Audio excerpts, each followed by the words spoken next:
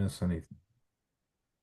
So we're gathered tonight to talk a little bit, answer any questions, and share a little bit about what is being planned um, for a sabbatical time that I'm will be taking next year, but also sharing what we're doing or seeking in applying for what's called the Clergy Renewal Grant from the Lilly Endowment. Um, this is an opportunity that the Lilly Endowment provides churches and pastors to help think more cohesively, comprehensively, and strategically about what times of renewal um, look like for both, not just for the pastor, but also for the congregation, and what might be achieved through that. And Blythe has been she and I have kind of been tag teaming and working at doing a lot of the uh, work on writing the grant and getting stuff together. And we'll share, some more details about that. But part of what I just wanted to make sure, wanted to let you all know from the get-go is that um, this is an opportunity. Well, I always start by saying this. I'm going to be on sabbatical next year, whether we get the grant or not.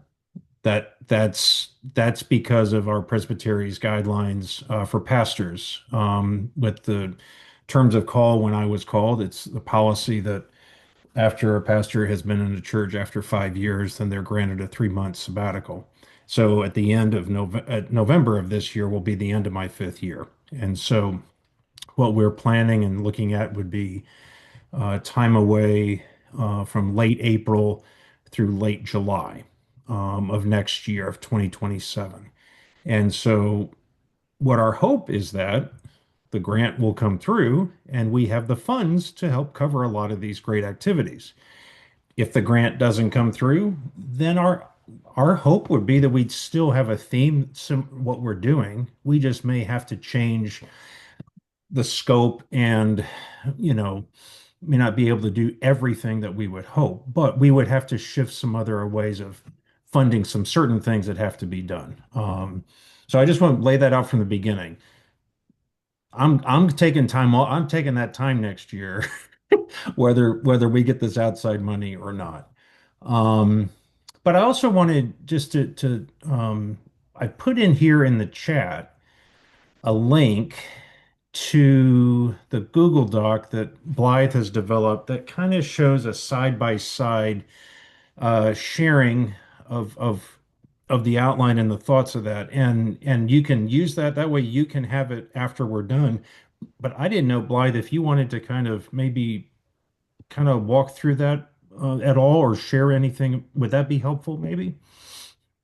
Sure, yeah. And I just wanted to kind of also reiterate what Frank said, that sabbaticals are meant to be a time of rest and renewal, spiritual reflection, so that pastors can return to ministry refreshed and grounded.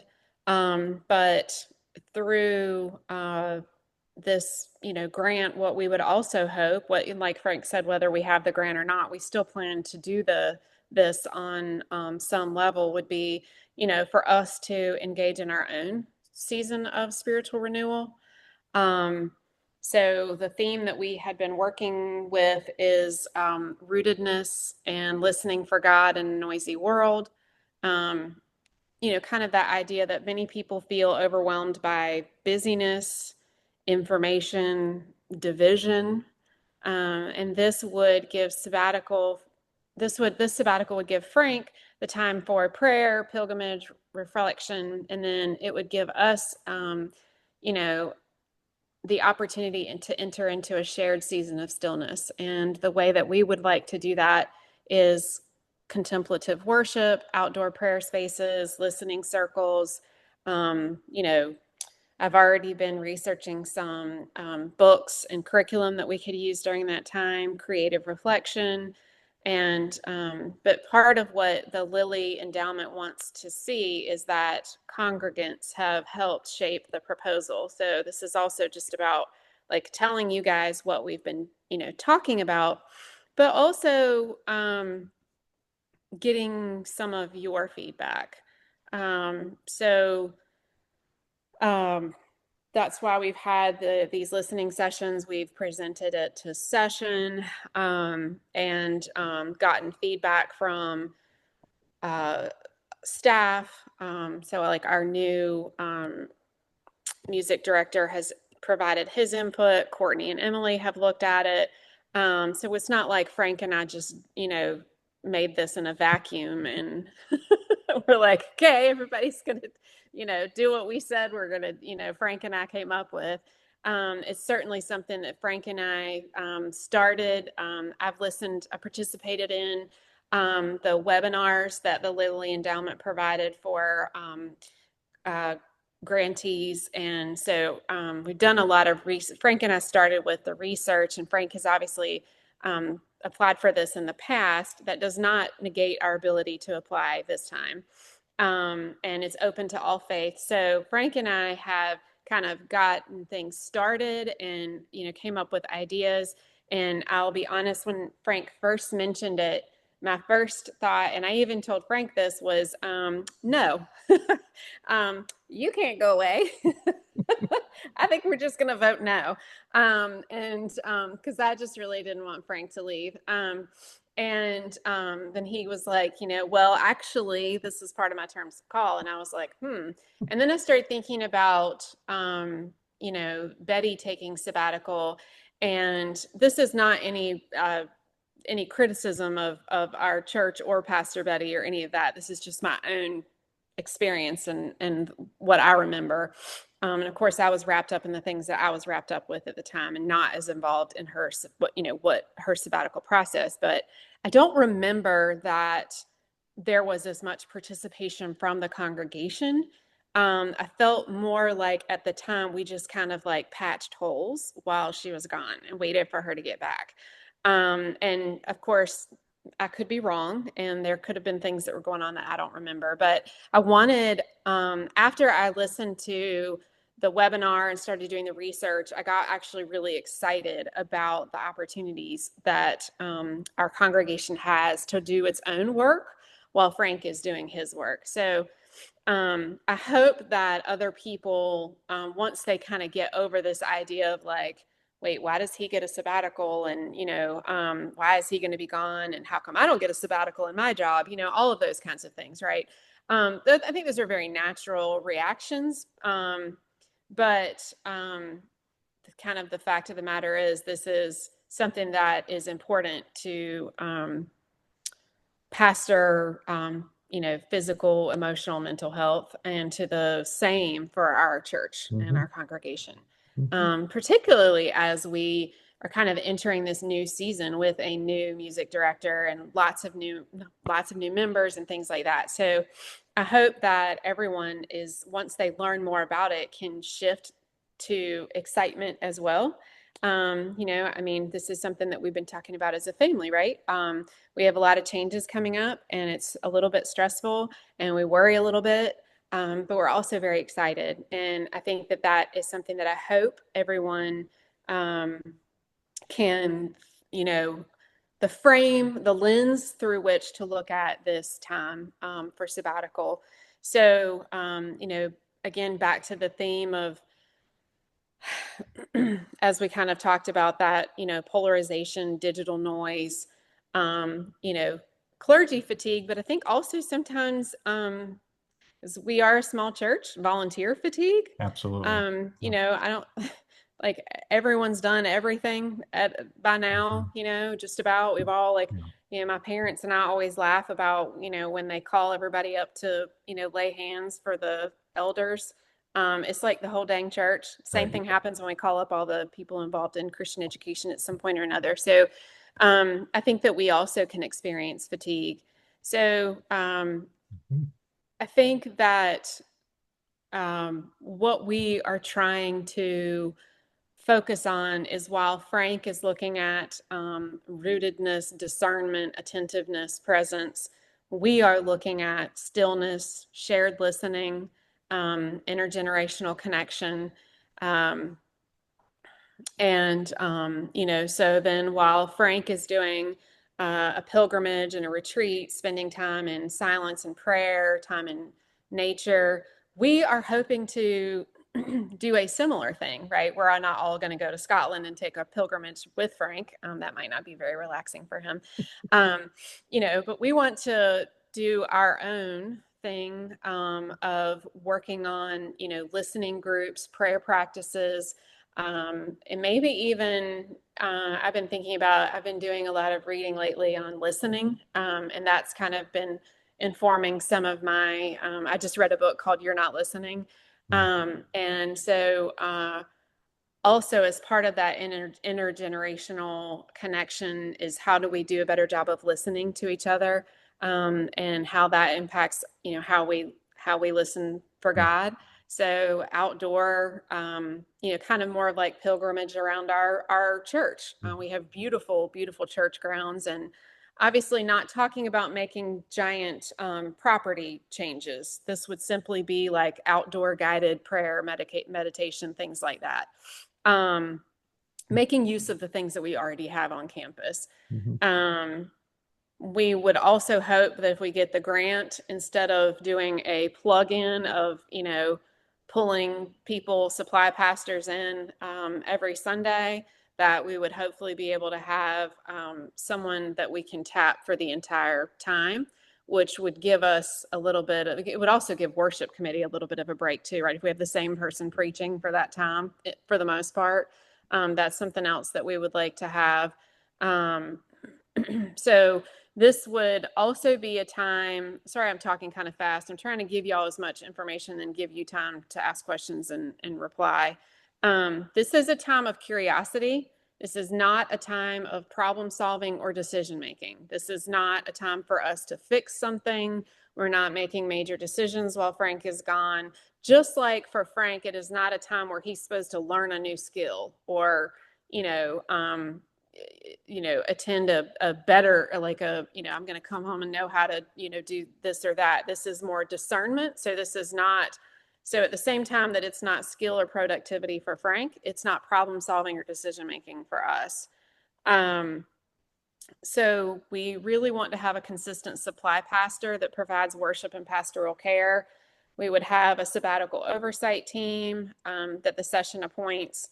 Um, and try to continue, our ministries without any Mhm. structural changes. Um, and then obviously we would like to, once Frank comes back, we want to have I don't know, Frank called it a party. In the words of my neighbor, you make another party. Party. Yeah. We're going to have a party. We would like to have, a celebration Yeah. when he returns to hear about his time, but also share with him what we have learned and discerned. And, we have a very creative congregation.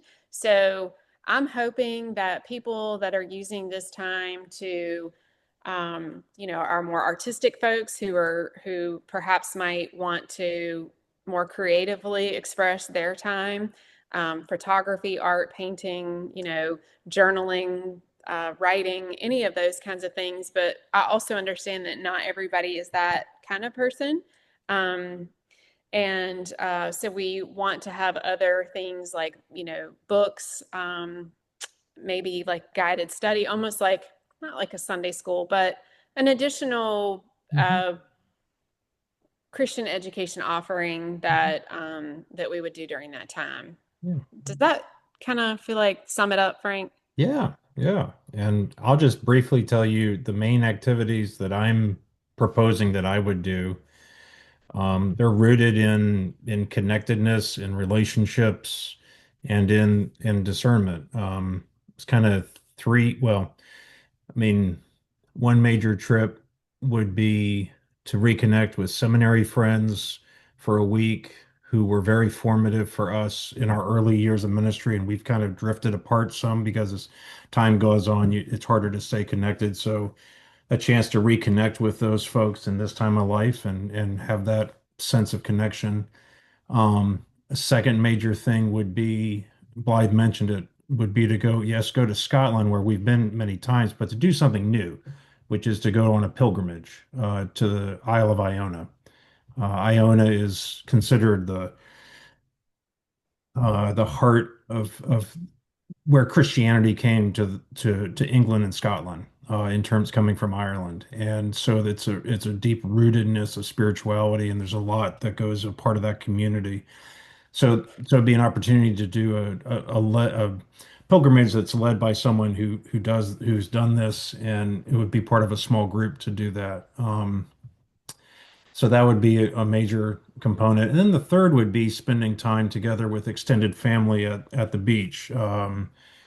Uh, as I like to say, I'm in the sandwich generation. I have an aging parent, one aging parent who doesn't act like she's aging, but she's in her 80s. And then I have two young adult daughters, and so you had it recognizing that those connections, as time moves on, you don't have that same amount of time to spend together as you once did. And so trying to find that intentionality and time together in that space.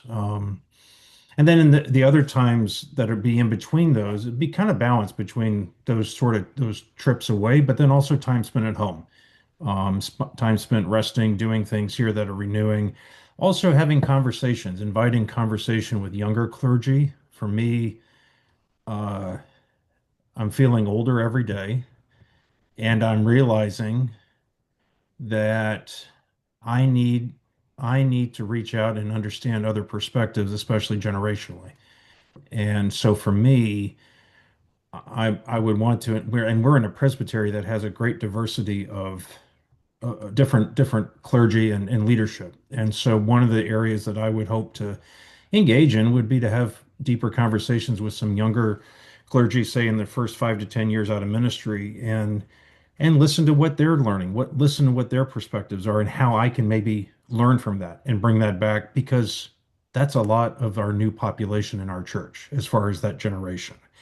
So for me, that would be another component of what I would seek to do while, on those times when I would be here at home. So that type of balance really worked well for me in my previous sabbatical time, having it kind of split between travel and then time spent at home. And that's something they look for as well. They don't want you spending all 12 or 13 weeks just traveling. That's not restful. That's not renewing. So trying to be intentional about that. Um, so yeah, so that's kind of what I would propose to do and hope to do. Let's stop right there. What questions come to mind, or what things would you have questions about or ask about?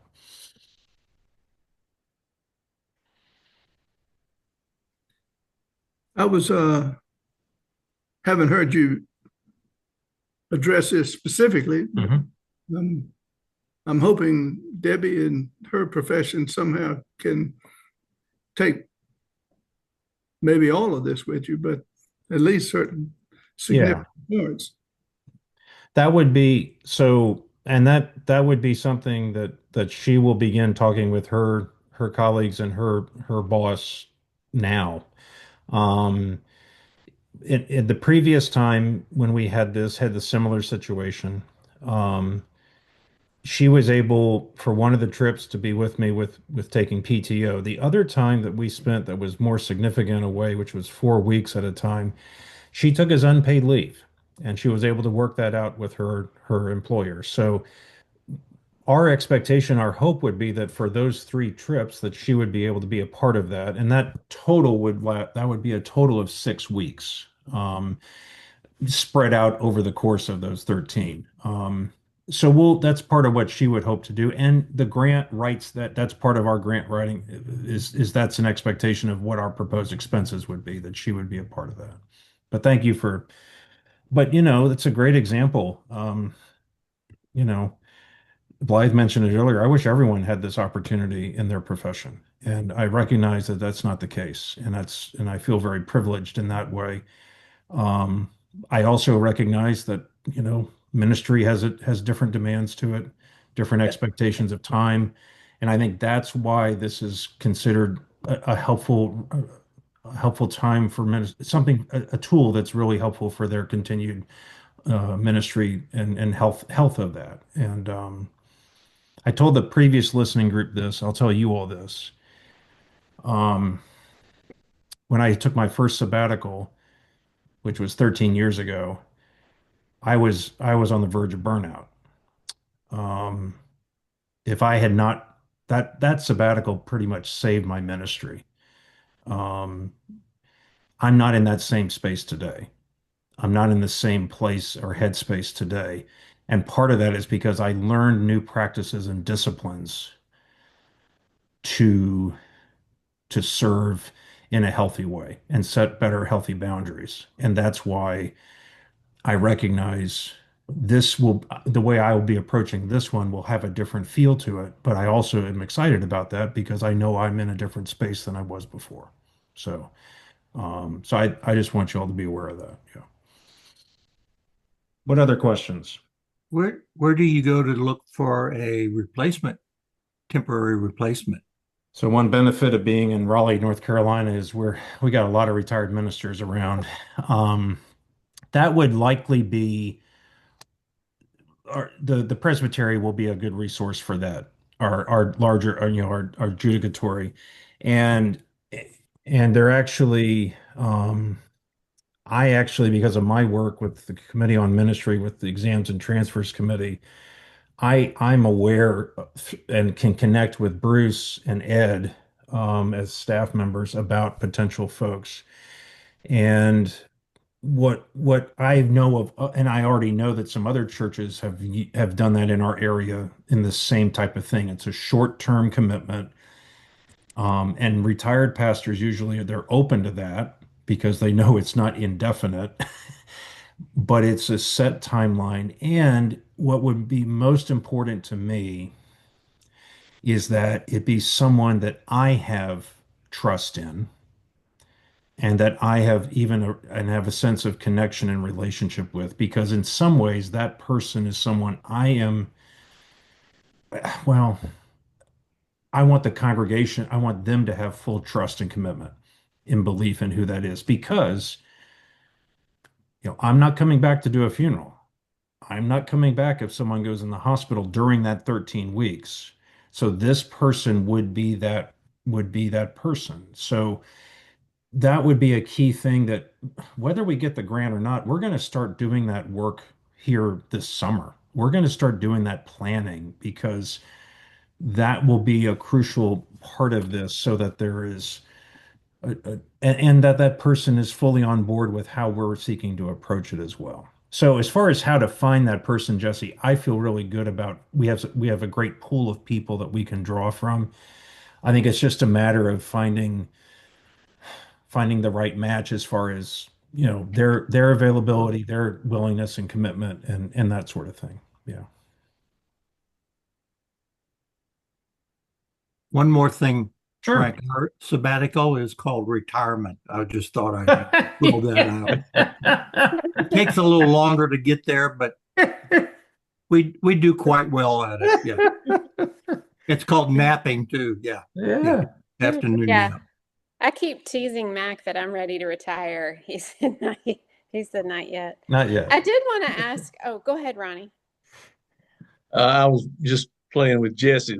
It took me 54 years to get the sabbatical, but it's lasted a lot longer than 3 months. Yeah. That sounds awesome. Amen. Yeah. Well, I wonder, just kind of going back to what we were talking about, when you hear the phrase listening for God in a noisy world, does that resonate with you? What, what from that resonates? Do you feel like you experience noise or distraction, in your world? Do you feel like there's things that make it harder for you to slow down spiritually? Hmm. Hmm. Yeah, it's pretty easy to be distracted. I Mhm. guess I'm trying to connect that to the concept I've heard lately, uh, following the Chosen series, Hmm. uh, where Christ said, "For those who have ears, let them listen Mhm. or let them hear." Mhm. That it's sort of in that same Hmm. thought process is you have to take a little time here to actually listen to what's being said to you through Christ and through your association with the church, what it's trying to say to you. And Hmm. I guess what you should be trying to say back to the church as well. Hmm. That's good. I I was listening to a book today Hmm. that is actually was written by a Buddhist. Hmm. Don't worry, I'm not converting. No, no. Um, but Yeah. it talked about, and I was born Presbyterian. I'm not changing. You too. Um, but one of the things that the monk who wrote it said is that we have lost something in how our homes are no longer intergenerational, Hmm. and how Hmm. across the world we used to always, our homes were, there would be a grandparent, a great grandparent, Hmm. aunts or Hmm. uncles at least nearby or in your Hmm. village or in your town, and that how the breakup of that has impacted faith Hmm. and how faith is Hmm. taught and role modeled, and he talked about how from a practical standpoint, it was also something that like helped in the children's development, right? Because they didn't just have parents to go to, they had a grandparent, and how it Yeah. keeps grandparents young because they've got grandchildren. And but it made me think too about how that has impacted our faith, and sort of that intergenerational component that I think we do a pretty good job of at our church, but I think we could also maybe do better. Yeah. And maybe we can't necessarily have that connectedness in our family, but we could have it in our church family. Hmm. And, something that Larry Shelton had kind of said to me years ago when um, Mac and I were stepping back from something a little bit, and I was a little bit nervous about it, but I also was like, feeling like it was time. And he said, part of the reason why you need to step back is that your children aren't going to get the chance to form relationships with other adults in the church if you're always their Sunday school teacher. Hmm. And think Hmm. about the relationships that you have with adults in the church. Hmm. That I'm sitting here looking at one of Yeah. my Yeah. former Sunday school teachers right now in Dean and Sandy, and I would like for us to, like Ronnie, you were just saying, taking like those who have ears, let them listen. How good are we doing at listening Hmm. to each other from an intergenerational standpoint? Yeah. Um, And that's kind of what's been yeah. weighing on me today ever since I heard the monk talk about how our families are no Yeah. longer connected in the way they used to. I I think I where the busyness and the noise came, that idea for me came is I just look at the families and the folks who have been a part become part of our congregation in the last 5 years, and I look at how busy and overscheduled they are with their children and activities and other things. And like I had an example where we had something put on the calendar. It was planned for a month out, and then I had the two leaders who were doing that. They realized that the week of that their children had something else that night and they couldn't be there, and they were asking about changing it. And I'm like, well, they're in a capsule is what I'm talking about. There's so much going on that I think folks have a hard time just figuring out how to set boundaries or how to make decisions about their time, and it affects how they're listening and hearing and hope and experiencing maybe God's presence. And what you're bringing up there, Blythe, is really valuable. When we have shared stories to tell Mhm. and we have wisdom to share from going in all directions in the generations, there becomes deeper rootedness and Mhm. connection and dedication. It was really special to me. I had a few weeks ago after church, I had one of our younger retirees come up to me and say, "Hey, if you know of one of these young couples who don't have family nearby, me and my spouse would love to kind of be adoptive grandparents." And I was like, "Thank you." And the next week, I heard that coming from one of the younger adults, and now I'm like, I'm a matchmaker. But that's the kind of relationship building that the church is uniquely qualified to participate in. Yeah. And I feel like in this world that we're in, there becomes a place that can be grounding and life-giving rather than something that's sucking life out of people. Um, so I mean those are just a couple of small examples out of our own, church, and that's sort of what led us to thinking about this theme. So other ways or other thoughts on that.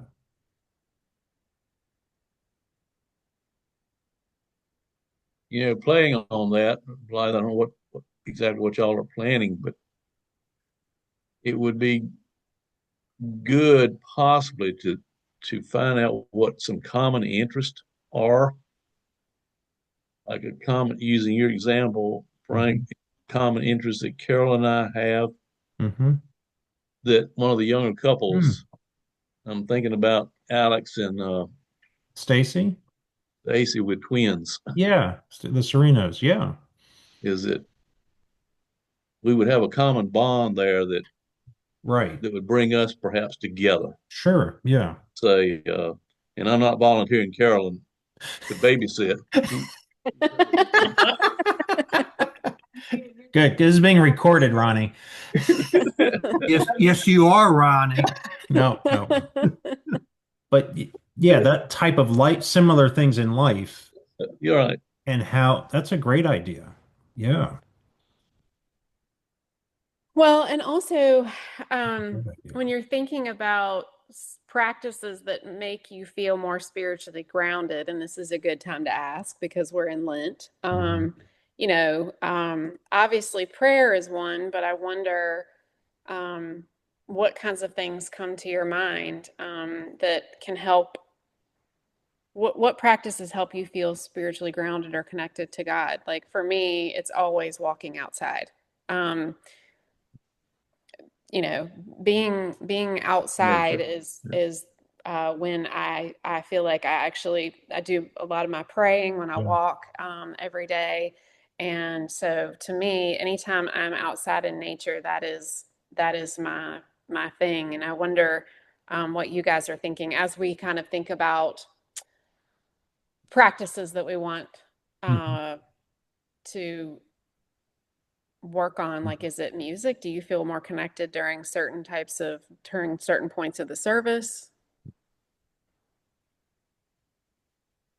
I know in some of the committee meetings we've had dealing with the grounds, the picnic shelter and playground, all of that, there's been conversation obviously about having a trail, a walking trail around the perimeter, Mm-hmm. and possibly having little, stopping points where you could stop and meditate a little bit. So that may be a project that could be done next year Mm-hmm. that would bring a lot of us together to uh, that would hopefully result in something that would be very useful to not only us but To Mm-hmm. the the community. neighborhood for that matter. If you Neighborhood. can, Yeah. Yeah. as Yeah. you're walking, if you can stop and Yeah. read a verse or something on a little placard, Hmm. might say something to you. Yeah. Mm-hmm. Yeah, there's a garden here called Shalom Gardens, and they have something like that, and it's actually like a brick labyrinth, and Hmm. Yeah. it's got like azaleas and stuff like that. But like Ronnie said, it has every so often it has a little thing, and they're not. It's Shalom Park. Obviously, Hmm. there's some faith there, but the Hmm. things on the placard are not necessarily they're more introspective. They don't necessarily lean towards one faith or Yeah. another, but it's one of my favorite places to go to walk here because of that. And they have like a little Zen garden, and I mean, obviously, we already have some lovely spaces on our campus. I mean, the columbarium itself obviously Mhm. is a very respectful place, but it is Mhm. also very peaceful. Yeah. And Um, Dean, the Biblical Justice Forum, you all went and walked a labyrinth here in Raleigh earlier this week. Where was that? Where was that? That was at Millbrook Baptist Church. Okay. Yeah. Um, and not just the Lambeth, but gardens around it Hmm. are a work in progress, as they say. But it was very, very peaceful. Yeah. I've used labyrinths, like both, like what you all went to where it's permanent. I've also used them where they're mats, like you can roll them out inside and use them and then bring them back up. But they can be a very they can be a practice that really it forces you to slow down, and it forces you to be present and listening, both like to your breath, to your steps, to reflecting on things. So, I mean, I think anything that's invitational to that is a wonderful opportunity for folks, to hopefully slow down and kind of tune the noise out for a period so that they can listen for God's voice. Yeah. Yeah, I forget exactly the words you used about slowing down and listening. Uh, I'm not good at listening, that type of spiritual listening. Hmm. Um,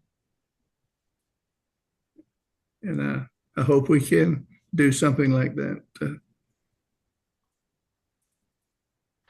I also think spiritual listening happens when we're in conversation with one another.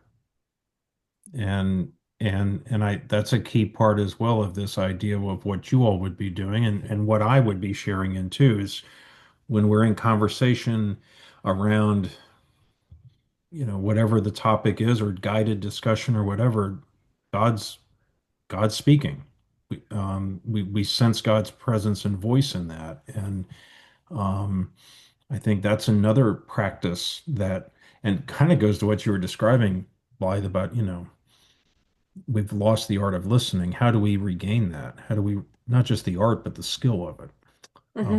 Hmm. So I think there's definitely spiritual practice in that as well. I don't think the side by side has. No, I wanted to, just because the group we have here, I'm trying to go back to the proposal. I wanted to read them some of the ones that I had come up with. Um, I didn't want to dive too deep, but I know everyone in here, resources might enjoy that. Okay, so some of the things that I had come up with, and actually, if anybody thinks of anything, please send it to me because, again, whether we get the grant or not, this is something that I'm very interested in at this point. So, a couple of the books that I had found were When Church Stops Working by Andrew Root, which obviously talks about what it means to be a church in a changing world. What does church mean to you?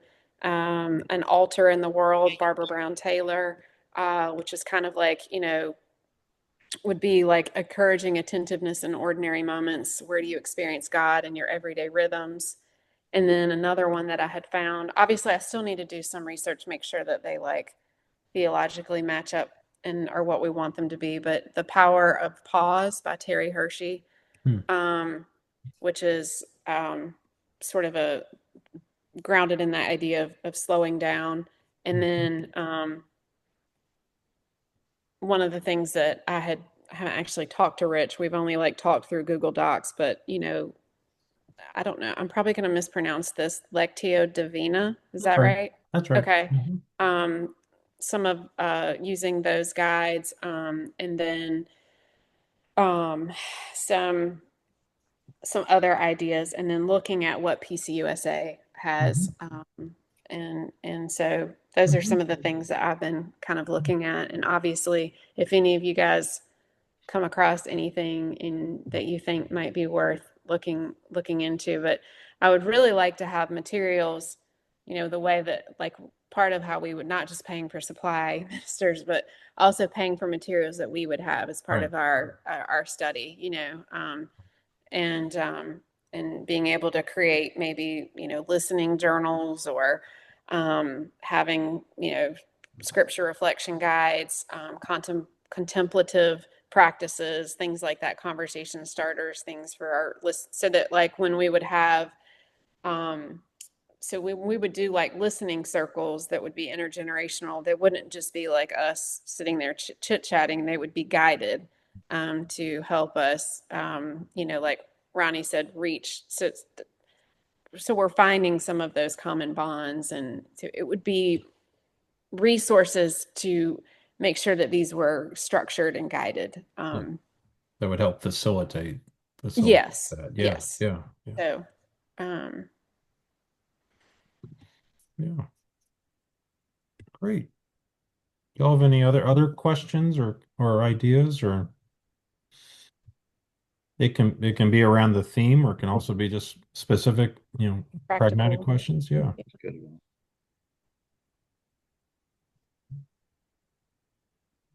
Y'all done a good job of explaining it. Okay. Good. Aren't you back yet? Who are you talking to? You are you Am back I yet? back? No, Ronnie, I haven't left yet. Ronnie, Ronnie thinks like me. Uh, Um, Yeah, I'll just, what's that? Courtney on Tuesday said, yeah, he's leaving right at the time we're having vacation Bible school. I said, well, Courtney, just call in sick that week and No, let Emily no. have it. Yeah, he'll be fine. it'll He'll be fine. He'll Yeah. be I fine. actually think, VBS kind of like, I mean, it doesn't happen on It's, its own. I know I that don't, from doing I it for don't, like I 10 don't have years, a but lot. once it starts, it's like a Yeah. machine. We And I'm just not kind of really get in, through that week. Like I'm not involved. I'm more support staff that week. I'm not up front and doing stuff. I think we'll be Um, okay there. Yeah. so I'll just give you a couple of quick things. One, just a couple of detailed things. One is that, just to give you a sense of dollar amount that we're applying for, um, the total grant that's available to apply for is $60,000. And that is split up to 40,000 can be used for the pastor's expenses and up to 20,000 can be used for the church. The grant goes to the church. It all goes to the church. And then any of my expenses that take place are done as are reimbursable expenses so that there's no tax burden on me as a result. Um, the other thing is that we have to submit a grant by Wednesday, the end of day Wednesday. But we're gonna be We're fine. We're in gonna have really it good ready. shape, I think. Um, and then we will know they will notify folks by the end of August. So by the end of August, we'll know whether or not these funds will be available. And if they are, wonderful. If they're not, that gives us the ability in our budgeting process to decide Just gonna what set up a GoFundMe for you Frank. will. Well, it gives us it doesn't put us behind any eight ball. We have time to plan for that if we need to. Um, the last thing I was just going to comment on is because I've also got, so we as a family, we're looking at probably Aaron and Ben's wedding being kind of mid-August of next year, and it'll be in Western North Carolina. So the timing of things was that we're proposing is my first Sunday back would be the last Sunday of July, and I would be here for probably 3 Sundays in a row, and then I would take a weekend off to get a daughter married. And then we will negotiate with, I do not, for instance, I am not going to take, it is not my expectation that after I've been given 13 weeks of sabbatical, that I'm going to also take my 4 weeks of vacation. That's not, I won't do that. So we will negotiate with the personnel committee on how that will look. I will not have any continuing education time next year because this is considered continuing education. So there will need to be some adjusting and working with my terms of call just for next year to reflect whatever we work out.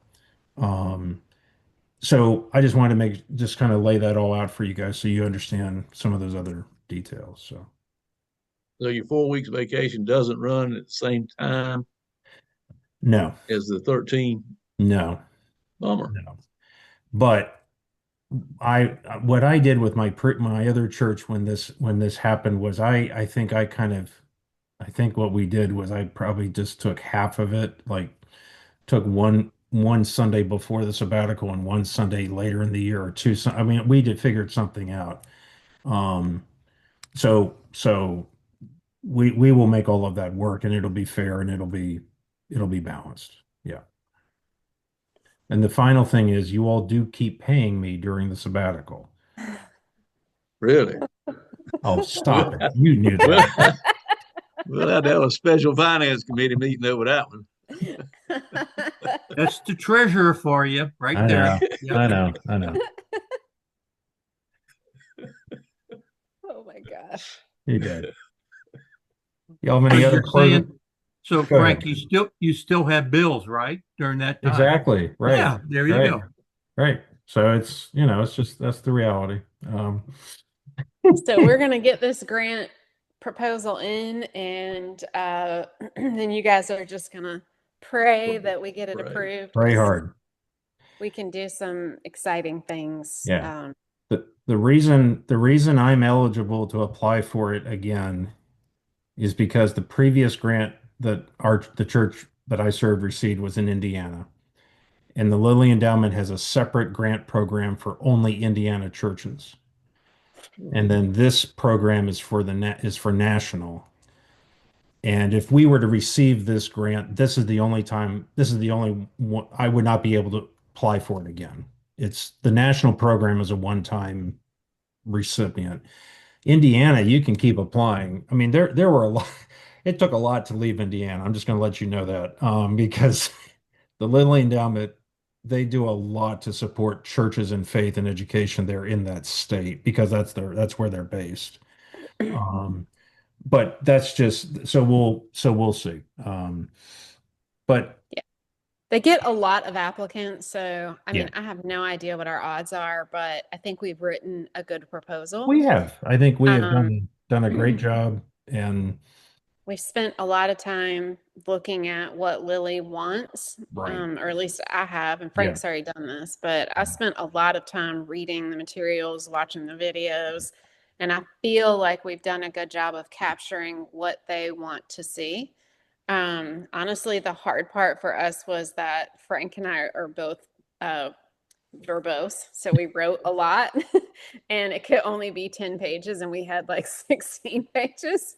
So I had to put my editor hat on and yeah, chop it yesterday, which yeah, was made me kind of I actually kept the original because I thought it was so lovely and I was nervous about cutting it. yeah. But I really had to like just put on my like grant reviewer hat Yep. and think about if I was reading 500 grant applications, what I would want people to get to the Yeah. meat of it pretty Yeah. quickly, right? Like I think about it like college admissions, like you Right. want to get to it pretty quickly. So Yeah. we got it down. Yeah. But yeah, it was brutal cutting Yeah. because I just thought we just did such a good job with our writing. But hopefully uh it still has, I mean, I read it over again. I need to go back and read it now that we've had Frank read it and then we're having Stacy read it. Yeah. 'Cause she does a lot of Stacey grants also. Sereno, she does it's actually I found out last night she doesn't write them, she reviews them. Oh, reviews That's them. a Well, lot of that's her better. job. So Yeah. she's going to be a great second reader for us, where she can look at it fully and give us honest feedback. So we appreciate her doing that. Yeah. Yeah. So Yeah, she it, told us last night at Wednesday Night Live that she wrote a proposal, I guess, or a bill or something. I Mm. don't know which house. I would imagine the House of Representatives sometime in her past. So Mhm. yeah, that that's she does do that. Yeah. Yeah. awesome. How many grants do they give? Is it just one? No, no, so to answer Blythe's question, what I know is that because at my reunion gathering back in February when I went back to Indiana, they had someone come and speak to us about the program and he shared with us, he said for the Indiana program, it's about a 40% acceptance rate. In other words, 40% of the applicants they receive get it. For the national program, it's half that. It's 20%. And I think they give out about 140 grants for the national program. And are they all the same amount of money or is it different? They're within It just that, depends on what people, right, people Okay. requested. right. My sense was we're gonna ask for We're going to all ask of for all of it if we can. I mean, and with our budgeting and proposing, we're factoring in, we're doing a standard like 10% inflation budgeting, for next year. They recommend that as a way of, you know, you go with this year's numbers and you bump it up so that you be covered if things change. So yeah, I So, mean, so it's still, your grant could be, you're asking for 60, but another church could say, we only want $6.50 or something like yeah, that. they won't do that, but No, I mean, right. but they'll want like maybe 40,000. They could. I mean, Okay, yeah, they're just these parameters. I mean, the maximum total is 60,000 total. gotcha. And the maximum for the church is 20. I think the church could have less and even the pastor could have more. Am I remembering that, I feel Bly? like I remember that. Yeah. But that's not, we're going to be, ours is definitely going to be 2040. That would be as far as the maximum. But that shows you that's just one of their programs that they Hmm. use to support communities and church. I mean, the Lilly Endowment is really a very generous philanthropic organization throughout our country, and this is one example of that. So, yeah. Go ahead and change and we'll go. Um, I Thank think you. that also the budget is done as a narrative, Jesse. So um, you get an opportunity to like explain. I mean, Mhm. there's numbers and figures and explanation, but you get an opportunity to justify. So it's not like you just get Yeah, um the they just look at a spreadsheet and they're like, wonder where they come up with these right. numbers. You have to show where you're coming up with it. Yeah, And yeah, I think we've done a good job yeah, with that. I feel like we're tooting our own horn, but we've really put a lot of thought and yeah. effort into it. So I'm hopeful And I'll that just say this, if when we're done and we submit it, we're more than happy to share it with everybody. It can be very much a public yeah. document. So if anyone ever wants to read it or look at it, we'll be happy to share it. Because it kind of lays out in detail what we're proposing. So yeah. Well, thank you all for joining us and sharing your thoughts and input. That it means a lot to us and we appreciate it. And I thought maybe before we close, why don't we have a word of prayer? Let's pray. Loving and holy God, thank you for this time. Thank you for the gift of your church and for those who are part of our congregation and their commitment and discipleship here. We're grateful for times of renewal, times of rest, times that force us to slow down and listen. And we pray as we plan and look forward to next year that we might sense and feel your presence and your guiding as we seek all of us uh, to be renewed in our service to you. We pray all this in Jesus' name. Amen. Mhm. Amen. Thank you all for all the work you put Yes, into it. thank you very much for all of this. Thanks. We appreciate your support. Thanks. Thank you guys for spending an hour talking to us about it tonight. Thank you. Yeah, All thank you right. for sharing. Have a good night. We'll see you.